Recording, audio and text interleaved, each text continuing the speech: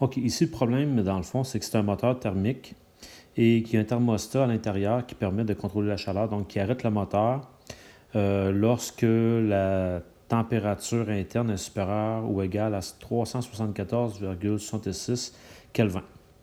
Donc, ça ici, c'est ce qui donne la température du moteur. Alors, quand j'ai regardé ce problème-là, déjà, c'est sous la bonne forme. H vaut 120, K vaut 424,6. C'est ouvert vers le bas. Donc, je me suis déjà fait un petit esquisse. 120, 424,6, ouvert vers le bas.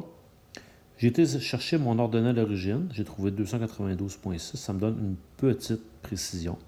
Et donc, j'ai tracé en rouge à peu près la fonction. Par la suite, et je vous rappelle que pour résoudre des problèmes écrits, le fait de faire une représentation graphique peut nous aider des fois à comprendre la situation. Là, on voulait aller voir, c'est quand qu'elle sera supérieure ou égale à 374,66. 374,66, ça arrive quelque part ici, et ça va arriver également ici. Trouvons ces deux valeurs-là. Donc, j'ai regardé c'est quand que c'était égal. Par la suite, j'ai utilisé les opérations inverses. Donc, ce que j'ai fait, j'ai enlevé 424,6 de chaque côté.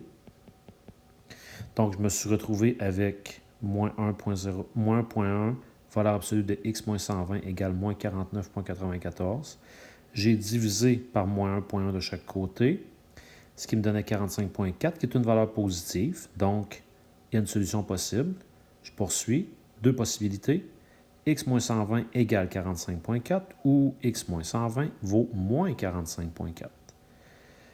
En additionnant 120 de chaque côté, j'obtiens 165,4 et 74,6.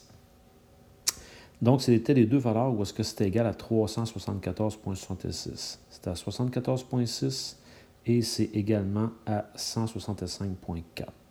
Et là, la question était pendant combien de temps l'alimentation a-t-elle été coupée? Donc, c'est entre ces deux moments-là ici. Donc, je vais faire 165,4 moins 74,6. C'était coupé pendant 90,8 minutes.